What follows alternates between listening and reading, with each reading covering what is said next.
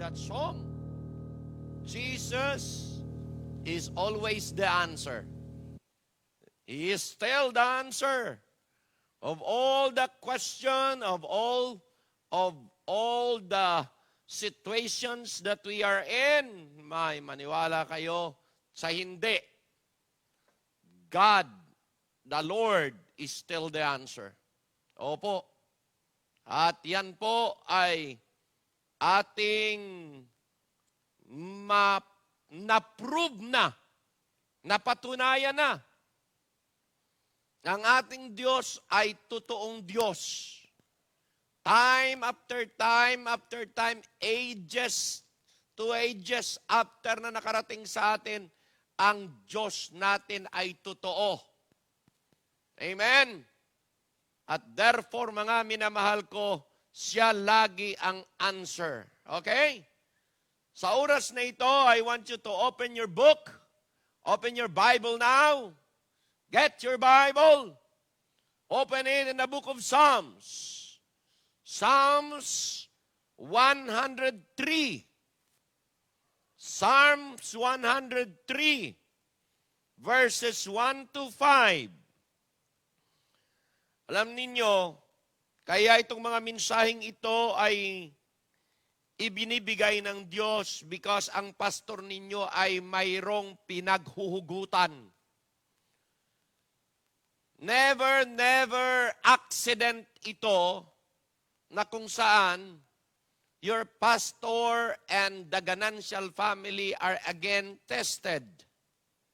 How their faith is toward God.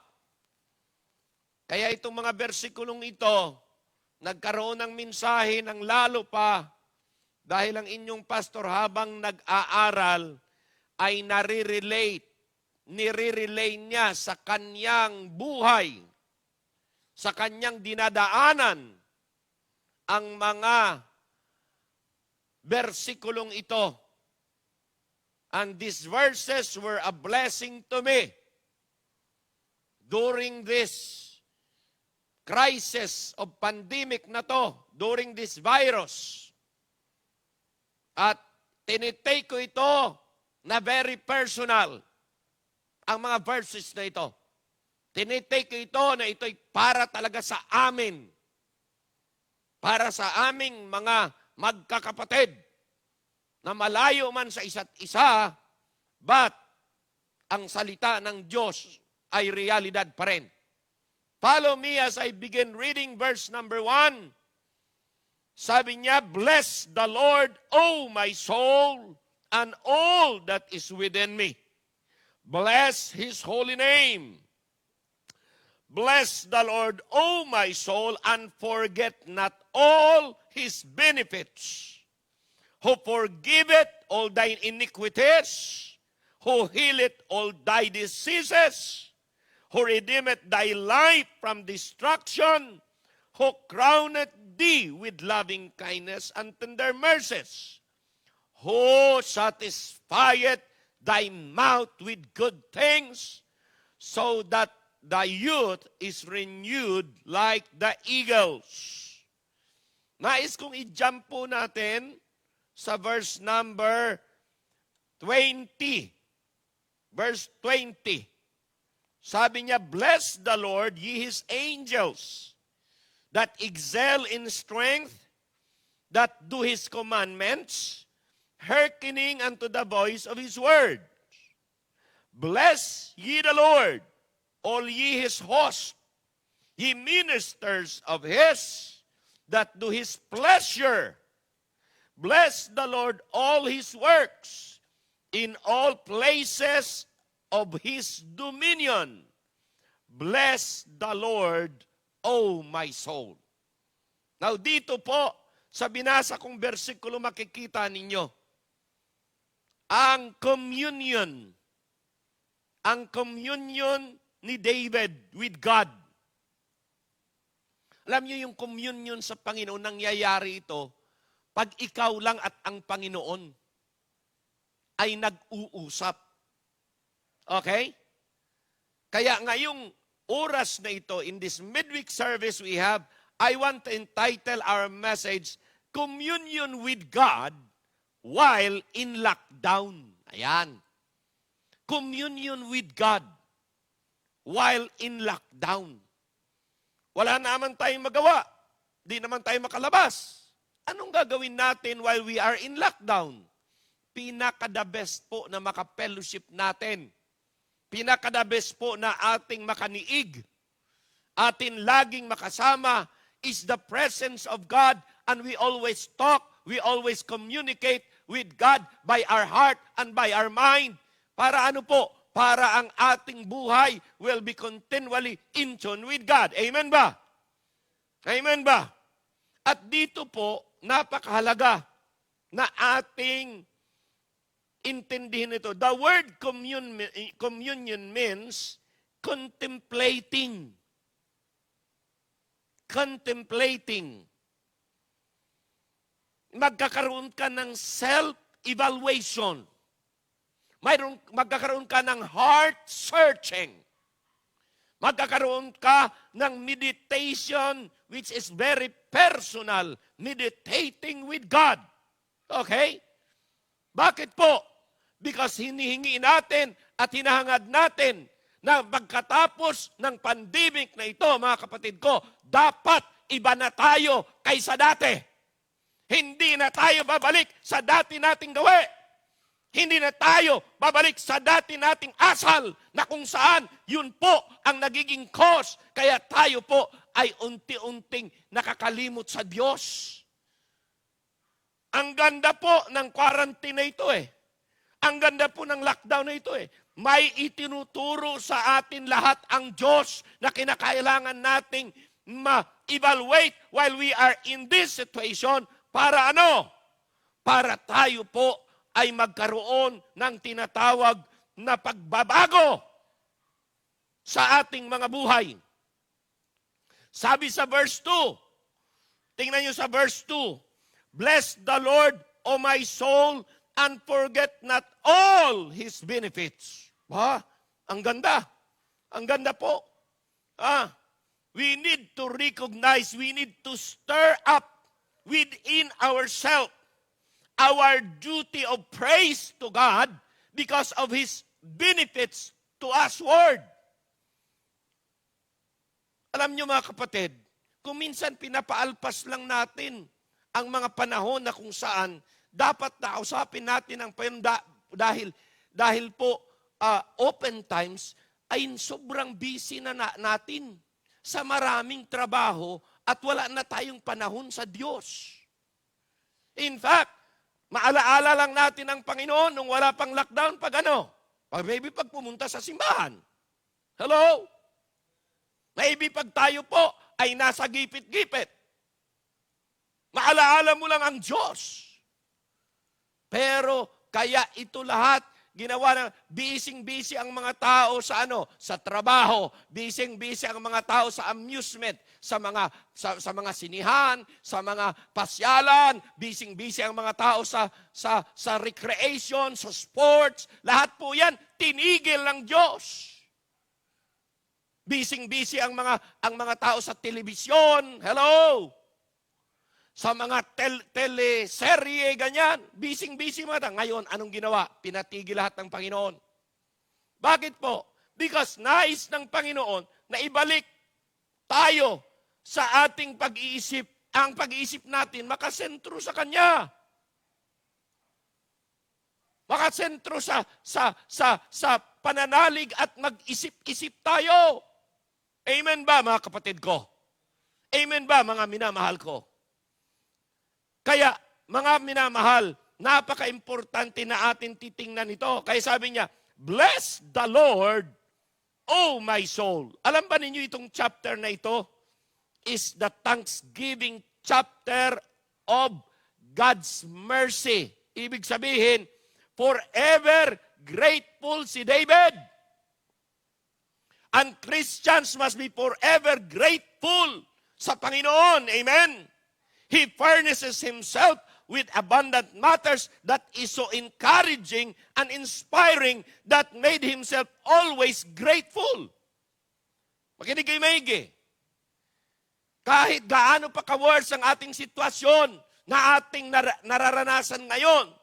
Dapat ang ating isipan at ang ating puso mapupuno ng lahat ng mga kabutihang ginawa ng Diyos sa ating mga buhay sa mga nakadaang panahon. At ma-appreciate natin ang Diyos pa rin sa panahong ito.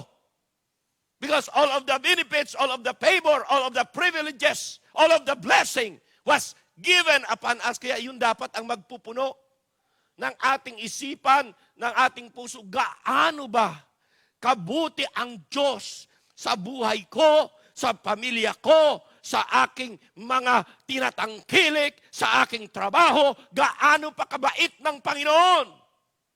At yun dapat ang magsasaturate sa atin sa panahong ito. Amen ba? Okay, yan ang iniisip ni David. He stirred up himself to the duty of praise.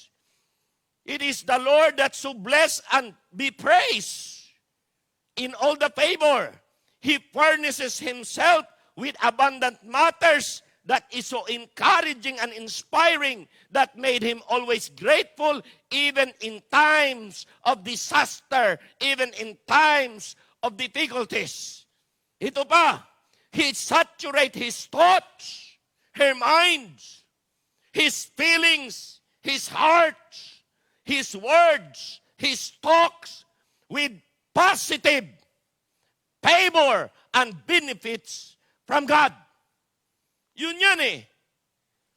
Kaya pag sa panahon na ito, na medyo gipit-gipit ang buhay, punuin mo lang ang iyong isipan, ang iyong puso, ng lahat ng mga favor na ginawa ng Diyos sa buhay mo, hindi ka na malulungkot. Hello! Hindi ka na manlulumbay. Hindi ka na madidiscourage. Bakit po? Because of the goodness and of the glory, of the favor of the Lord in our life. Amen? Kung minsan, hindi natin kasi nare-recognize in good times eh. Praise and thankfulness will come out from the spirit and attitude and the mouth of that person that is focused on God's favor and God's benefits. Yung sabi nga ng Psalms, chapter, 116 verse 12. Anong sabi niya? 116 verse 12, Psalms. Sabi niya, what shall I render unto the Lord for all His benefits towards me? Ang dami niyan eh. Isa na po dyan, ang pinakauna talaga, ay thankfulness and gratefulness, pagpapasalamat. Hello? We need to be thankful for God's mercy. Amen? We need to be thankful for all the benefits that the Lord has given upon us. Mga minamahal ko, napakaganda na atin itong isa-isip habang nasa lockdown tayo. Hindi tayo mapapasok sa pag-iisip na laging diskontento sa buhay, laging nagko-complain, katulad ng mga unbelievers. Hello? Bakit? Ang kanilang concern, puro lang tiyan. Kaya inaaway ang gobyerno. Bakit po? Wala kasing Diyos eh. Pero ang mga believers dapat, kaiba. Kung ang mga believers nagko-complain at nagmo-more discontent in their life, believers dapat should be peaceful, should be praiseful, amen, should be prayerful. Believers dapat should be rejoicing, amen. Believers dapat should be praising the Lord always in their families, that they are healthy, that they have given a life, that they have received that extended life na nandito ngayon. Kaya kaming magkakapatid, wala kaming magagawa kundi magpasalamat na lang sa Panginoon. Anong sabi sa verse number 20? Bless the Lord, ye His angels. Psalms 103. That excel in strength, that do His commandments, hearkening unto the voice of His word. Bless ye the Lord, all ye His hosts, ye ministers of His, that do His pleasure. Bless the Lord, all the works of all places in His dominion. Ano ibig sabihin yan? Pero pasalamatan natin nga po, nandito po kami sa Pinas. Nandito ako sa Pilipinas. Ang magagawa ko is to preach. Ang magagawa ko is to pray. But alam nyo ba na ang aking Diyos na dito sa Pilipinas, ang sangding Diyos ng aking mga kapatid doon sa ibang bansa, doon sa Amerika na napakalayo. Pero ang Diyos ay kumikilos din doon at kumikilos din dito. Amen? Bakit po? Kasi ang lahat ng dominyo ng Diyos at lahat ng trabaho ng Panginoon in all places. Amen? Kaya anong maasahan natin?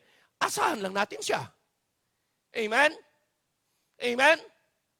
Sabi ko sa kapatid ko, God is with you. You are not alone in your room. You are not alone. God is with you.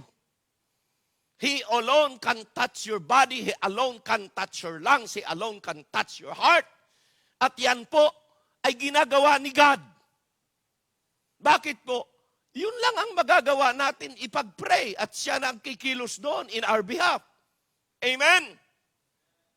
Tingnan niyo po. Tingnan ninyo kung ano ang trabaho ng Diyos. Gusto niyong malaman? Psalms 104. Gusto ko sanang basahin ito lahat, pero mahaba to eh.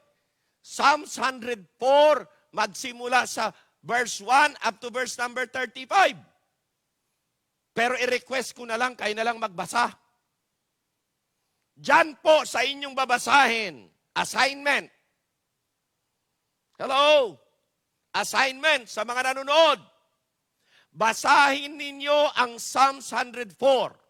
Because ang Psalms 104 ay ang kanyang tinuturo, this is God's preservation for the nature. Tandaan nyo ha, Psalms 104, preservation ng Diyos yan sa nature. Ano pa? This is God's management. Psalms 104 is God's management of the nature in the earth. Ganyan po yan. At ang pangatlo, it is God's government over the earth. Makikita nyo yung science dyan. Makikita nyo yung ulan, yung ganyan, lahat yan. Ang dami. Basahin nyo isa-isa yan. Pero basahin ko lang yung verse 1 to 3. Bless the Lord, O my soul. Psalms 104 verse 1. O Lord my God, Thou art very great. Thou art clothed with honor and majesty. Thou overcarest thyself. Thou coverest thyself with light as with a garment. Thou stretchest out the heavens like a curtain. Thou layest the beams of his chambers in the waters. Who maketh the clouds with chariots. Who walketh upon the river, upon the wings of the wind. Ano yan? Ulan yan eh. Kidlat yan eh. Kulog yan eh. Okay? Who maketh his angel spirit, his ministers as flaming fire. Ituloy-tuloy niyo po yan. Makikita ninyo paano ang Diyos kumikilos at paano gumagalaw ang nature sa kapangyarihan at sa utos at sa galaw, at sa control, sa dominion, sa pagmamanage ng ating Panginoon. Hello? At yan pong mga bagay na yan will inspire you. And you can say within yourself, God, you are so good. You are so powerful. You are so gracious. Your mercy were so plenteous. Nakasaad yan sa verse 8 ng 103. The Lord is merciful, full of mercy, and gracious, slow to anger, and plenteous in mercy. Diyan po natin makikita, mga minamahal ko, ng ating Panginoon ay napakabuti. At alam ba ninyo, mararamdaman nyo, makinig kayo maigi, mararamdaman ninyo ang kabutihan ng Diyos kung gaano kaganda ang Diyos at kagaling ng Diyos at mararamdaman mo ang mercy ni God, ang grace ni God, ang favor ni God sa panahong ganito ang sitwasyon. Mararamdaman mo. Mapipil mo na nandyan may power siyang kumikilos sa'yo. Bakit po? Pag ganitong sitwasyon, a lot of difficulties, a lot of impossibilities na hindi mo magagawa, talagang yayakapin mo ang kapangyarihan at kamay ng Diyos at pag yan ay nasa sayo, mararamdaman mo talagang you are so confident and peaceful. Kaya pag kaming mga magkakapatid, magpipray na alas 8 hanggang alas 9 yan sa time dito sa Pinas, doon sa kanila gabi. And when my sister and me prayed together, anong tawag niyan sa Facebook na magkapakita-pakita kayo? Ha? Group chat. I tell you. After I prayed, after I talked, after everything, makikita mo yung moving ng Panginoon. Mapipil mong peacefulness, mapipil mo yung joy. Mapipil mo yung, salamat o Diyos, I have entrusted again. Doon na naman kami aasa sa iyong mapagpalang kamay at sa hindi limitadong kamay. Kaya po, dito ko makikita, kaya ko nagawang mensaheng ito because unang-una dyan na principles of God's communion ni David ay ito. Ang sabi sa verse number 2, okay, or number 3 ay ito. Who forgiveth all thine iniquities. Ang bihira. Lahat ng ating mga kasalanan, pinatawad niya. Lahat ng ating mga kamalian, kanyang hinugasan ng kanyang dugo, that is our salvation. At kahit na tayo pa'y nagkakamali at nagkakasala ngayon, He is faithful and just to forgive us our sins if we confess. That is 1 John chapter 1 verse number 7. He pardoned all our sins in our salvation, and He will always restore the fellowship and relationship when we confess our sins to Him every day. And ang sabi niya, He will bestow all good things. Anong sabi sa verse 7? But if we walk in the light as He is in the light, we have fellowship one with another, and the blood of Jesus Christ cleanseth us from all sins. Verse number 8, if we say we have no sin, we deceive ourselves, and the truth is not in us. Verse 9, if we confess our sins, what? He is faithful and just to forgive us our sins and to clean us from all unrighteousness. Anong sinasabi ng Panginoon? We must be grateful and we must be thankful na tayo ay bound to hell. We are going to hell because we are sinners. But ngayon binigyan tayo ng kaligtasan. At ngayon, we have now the privilege of enjoying the heaven's glory, and we are destined to go to heaven. But on the other hand, sabi ng Panginoon, I am a God who forgives if we humble ourselves. If you humble ourselves and you confess your sins at the presence sa inyong old nature, I am faithful to forgive and to cleanse you from all of your sins. Amen? Ito pa. Kaya alam nyo po, very personal ito. Sana kunin nyo ito, mga members of this church, kunin yung very personal ito. Una yan, ang kaligtasan natin at ang continual forgiveness ng Diyos sa atin pag tayo nagkukulang at nagkakamali. Ayaw nating mamuhay sa kasalanan. Ayaw nating gumawa ng kasalanan. Pero wala ka namang ginagawa at iniisip na kasalanan. Mamaya-maya may kasalanang gawin ng demonyo dito sa loob. Kaya kailangan humingi ka ng tawad agad. Okay? At sabi ng He is faithful. He is faithful. Amen? Kaya mga kapatid, wala dapat na nanatiling kasalanan sa puso, sa isip na nakatago. Kino-confess yan. Para ano? Ang ating buhay ay justified righteous in the sight of God. And when we pray, it is so effective that He will listen because fervent prayer of a righteous man availeth much. Number 2, na nais kong ipakita sa inyong favor ng Diyos. Okay, ang communion ni David, sabi niya, who forgiveth all thine iniquities. Number 2, who healeth all thy diseases. Verse 3. Okay, who forgiveth all thine iniquities, who healeth all thy diseases. Hello? He is the great physician. He can cure all sickness. Amen? Including yung COVID-19 na yan. Including yung virus na yan. Kaya niyang patayin ng Panginoon. He can cure our diseases. Any normal disease can be cured by the Lord. Even this virus.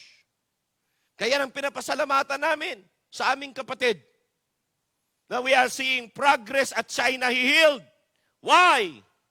Because our God is a healing God. Amen? Amen? Ano pa?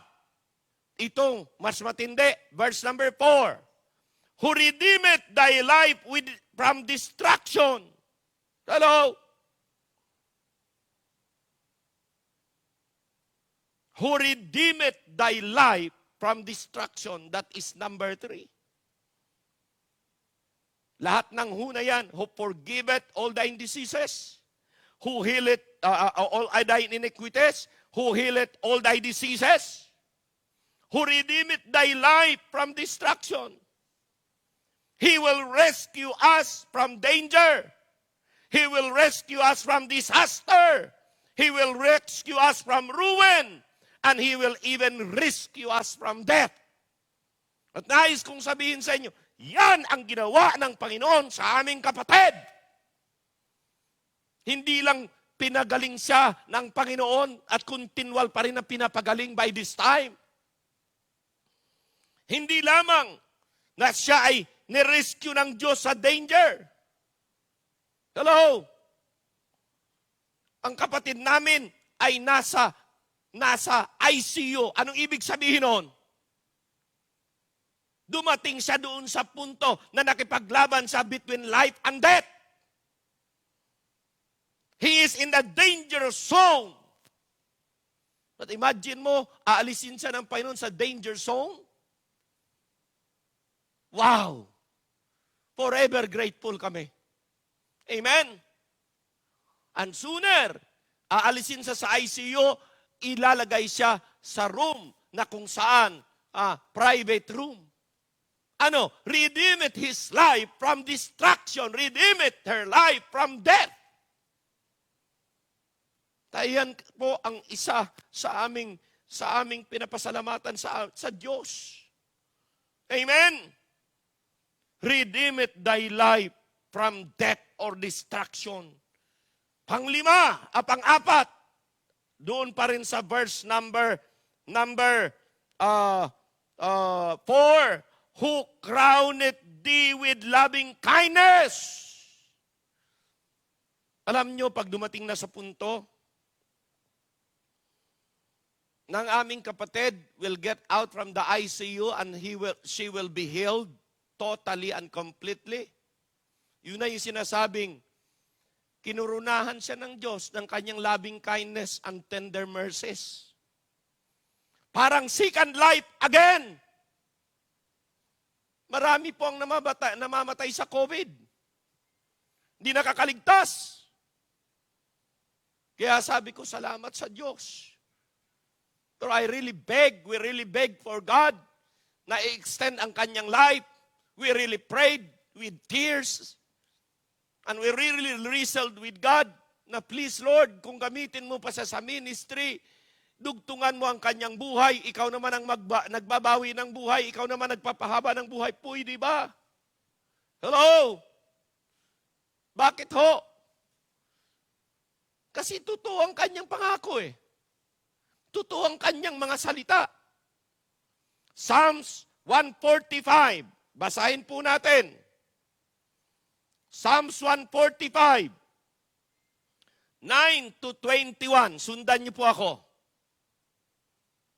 Psalms 145, verse number 9 says, "The Lord is good to all, and His tender mercies are over all His works.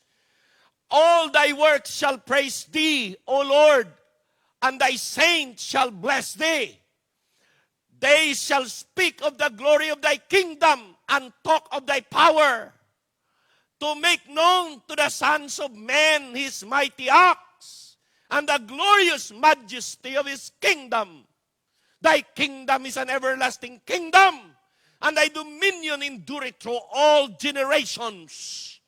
The Lord upholdeth all that fall, and raiseth up all those that be bowed down.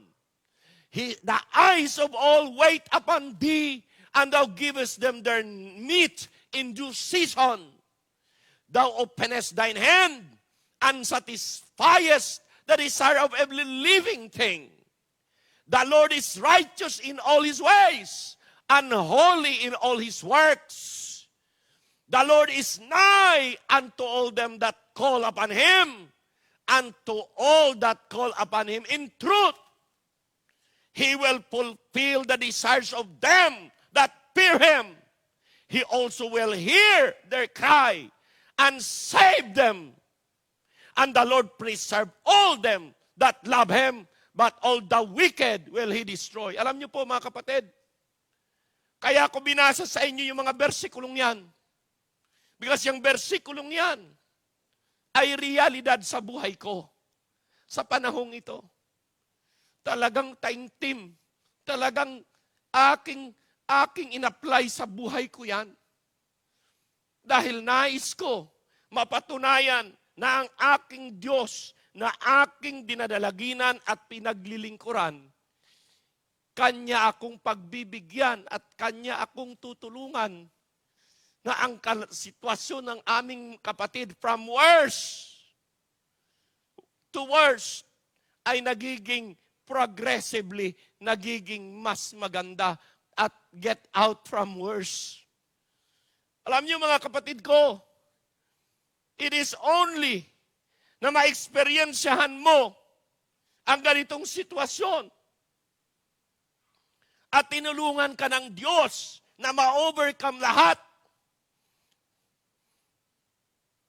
na masasabi mo ang buhay ko is totally, completely happy and with honor, with a pleasure, because ibinigay sa akin ng Diyos ang aking kahilingan na imposible na magagawa ko. He crowned thee with loving kindness. Gaano ako kamahal ni God? Gaano tayo kamahal ng Diyos? Na sa panahon na kung saan disaster, na kung saan nandoon ang talagang kalagayan na talagang pwede nang bawian ka ng buhay. Ibinalik pa rin ng Diyos ang buhay. Hindi ba? Talagang doon mo lang manamnam kung ano yung loving kindness ni God eh. Doon mo lang talaga ma-feel kung anong great mercy ni God eh. Kaya sabi ko sa mga kapatid ko, forever grateful na naman tayo kay God. Forever grateful na naman tayo kay God. Lalong lumaki ang utang natin sa Kanya na ang ating paglilingkod lalo pang sumidhi. Pag natapos itong ordeal natin, pag natapos itong sitwasyon natin, at pag natapos itong pandemic na ito, lalo pa tayong maging mainit sa paglilingkod, lalo pa tayong maging malapit sa Panginoon, lalo pa nating ibubuhos ang lahat-lahat para sa Kanyang gawain, para sa Kanyang mga anak, para sa Kanyang mga sa Kanyang mga saints, sa mga kapatiran sa pananampalataya, na kung saan gagawin mo na lahat para ang Diyos ay mag-glorify and ma-magnify. Isa pa na nais kong ibigay sa inyo panghuli. Ito yung panglima ay nasa verse number 5. Ang sabi niyan, ano? Who satisfieth thy mouth with good things? Nandyan yung provision. Nandyan yung supply. Supply that is not only barely enough. Supply that is not only enough, but it is more than enough. Yan po dapat ang ating pasalamatan sa Panginoon. Who satisfieth thy mouth with good things. Na ano? So that our youth, ang ating mga anak, ang ating mga lahi, ay kailanman mapuprove nila, makikita nila, makaukit na sa kanilang puso't isipan na sa panahon ng sitwasyon na ito, na ilan na, 1 buwan, 2 buwan, walang trabaho. Hindi nagkulang ang Diyos at hindi kailanman ginutom si nanay at saka si tatay at hindi kailanman sila nagutom. Bagkos, sila ay lalo pang tumaba at lalo pang pinagpala. Makita dapat, ipamukha natin yan, ituro natin sa mga anak natin, tandaan nyo kung gaano kabuti ang Diyos. I don't know kung maulit pa ito, ang sitwasyon na ito, mga kapatid. Kung hindi man, I want to make sure na pag ako ay lumabas at makaalpas sa pandemic na ito, I will be never the same again na pastor. I will be never the same again na Christian. I want to make sure that everything that I learned from this situation will really be treasured and will really be affect my whole life in the future. Bakit po? Kasi alam natin, palatandaan na ito na siya'y babalik na muli. Kaya kinakailangan ang paglilingkod natin kung sa bago ang pandemic na ito, may mga kakulangan kayo sa Diyos, may mga ginawa kayong hindi tama, may mga bagay-bagay na kung saan napabayaan ninyo. Maybe some of you napabayaan yung pagsamba nyo, some of you napabayaan yung giving nyo, some of you napabayaan yung pagsishare nyo ng gospel, some of you napabayaan nyo ang maraming responsibilidad sa simbahan at sa gawain ng Panginoon. You better change. Through this pandemic, mga kapatid, sana nabigyan tayo ng great warning na ano, I'm coming home, I'm coming back, we're going home. At tandaan nyo, hindi tayo dapat may pagkukulang. Kung may pagkukulang kayo sa pagsasamba nyo, ayusin nyo na. Hindi kayo magkukontrola ni pastor. Kayo mismo ang magdidisiplina sa sarili nyo. Alam ba ninyo na hindi tayong kayang supilin at isang natutuhan ko dito, mga kapatid, ito hindi ka kayang pasundin ng gobyerno. Nasa sayo talaga kung ikaw ay susunod o hindi. Isa yan sa natutuhan ko Ganon din sa pastor sa paglilingkod sa Diyos. Hindi kayo pwedeng pilitin. Pero kayo mismo ang magdidesisyon, pag-igihin ko pa, pagbutihin ko pa, ang paglilingkod ko sa Diyos. Bakit? Kasi niligtas niya ako sa pandemic na ito, hindi ako nahawaan. Pinagpala ako ng Panginoon dahil hindi ako nagkasakit. Hindi nagkasakit ang pamilya ko. Amen? Yan po ang ating i-contemplate within this period of time. Ano po yon? Isa-isahin natin. Number 1, ano yung una? Number 1 is, who forgiveth all thine iniquity. Number 2, who healeth all thine diseases. Number 3, who redeemeth thy life from destruction or death. Number 4, who crowneth thee with loving kindness And number 5, who satisfieth thy mouth with good things. Pag yan po ay ating mapagtanto at yan po ay ating magawa sa buhay natin, hindi tayo magpapabaya sa ating paglilingkod sa ating Panginoon.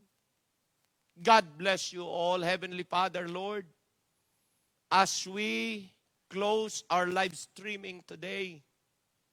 Thank you po sa lahat ng benepisyo nyo sa amin. Salamat po sa lahat ng answered prayer. Salamat po sa progress na inyong pinagkaloob. Salamat po sa inyong proteksyon na hindi nyo kami pinahayaang madapuan ng sakit.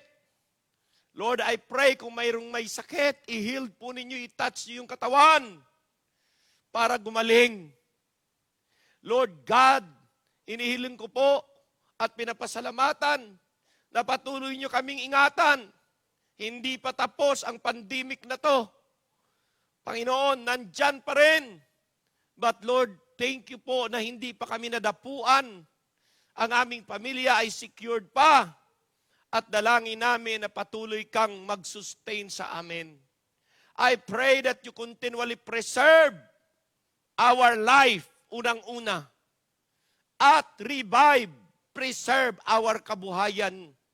Kayo pa rin ang magkilos. Kayo pa rin ang manguna. Kayo pa rin, Panginoon, ang aming pasalamatan because of all thy favors that you have given upon our families and our lives. Bless our giving. Bless all those who are listening. And Lord, keep us and give us that burning desire na anuman ang mga restriction sa paglilingkod sa iyo by this time, nawa lumalagablab ang aming puso, ang aming hangarin, Panginoon, ang aming desire, na pag ito po ay naging normal na at bibigyan kami ng pagkakataon na makapaglingkod sa iyo, Panginoon, dahil inalis na ang mga quarantine. Lord, I pray na lahat kami will really be dedicated, will really be faithful in serving you and in worshiping you. Bless all the members of this church. Take good care of our family today and tonight. I pray, Lord, for your protecting hand. Covered us with thy wings. And Lord, secure us all together. Kasama na po ang mga nanonood sa live streaming. For this all I pray in Jesus' name. And all the people say, Amen and Amen. God bless you all. Ang announcement ko, yun lang. Okay? Antayin natin kung mangyari na ma-lifted up. Okay? At magkaroon na tayo ng GCQ na tayo. Okay? At sa Sabado siguro, okay, malalaman nyo naman yan kung kayo nanonood ng mga balita. And so if that would be happening, okay, i-permit natin na mangilan-ngilan lang parts of the families can come. Lalong-lalo na yung edad, ang edad 20 hanggang 59 lang. Or 21, hanggang 21 lang to 59. Tapos kailangan complete ang ating gear. Ha? Kompleto dapat. Okay? At we will always maintain distancing. We will always maintain security. Okay? And sanitizing ourselves to make sure. Okay? So yan lamang po ang aking announcement. Continually to pray for one another until further notice. Bantayan po natin. Ipanalangin natin. I really wish that we could be able to have that gathering in a distance. Okay? Ngayon, kung kayo po ay hindi makapunta, tuloy ang ating live streaming. Okay? Pinipermitan ko lang ang mga malapit-lapit lang. Pag kayo may sakit, hindi kayo pwedeng lumabas. Tandaan nyo ha, ang mga healthy lang, pwede. Pag kayo may lagnat, bawal. Stay at home. Stay in bed. Ganyan ha. Okay? Pag kayo may ubo-ubo, bawal. Okay? So please, maintain that. Okay? I want, kung loobin ng Panginoon, we could have members that can worship with us in the church, pero yung mga healthy muna para may panlaban sa virus just in case lang makasalubong nyo sa daanan. Okay? God bless you all. Thank you for all the listeners. Thank you for all the viewers. I pray that the message was planted in your heart and it will grow, and let us continually contemplate. Na kung ano ang improvement, ano ang ating ginagawa sa quarantine na ito that will help elevate our spiritual life and keep on growing in the Lord. Amen? God bless you all. Magandang gabi.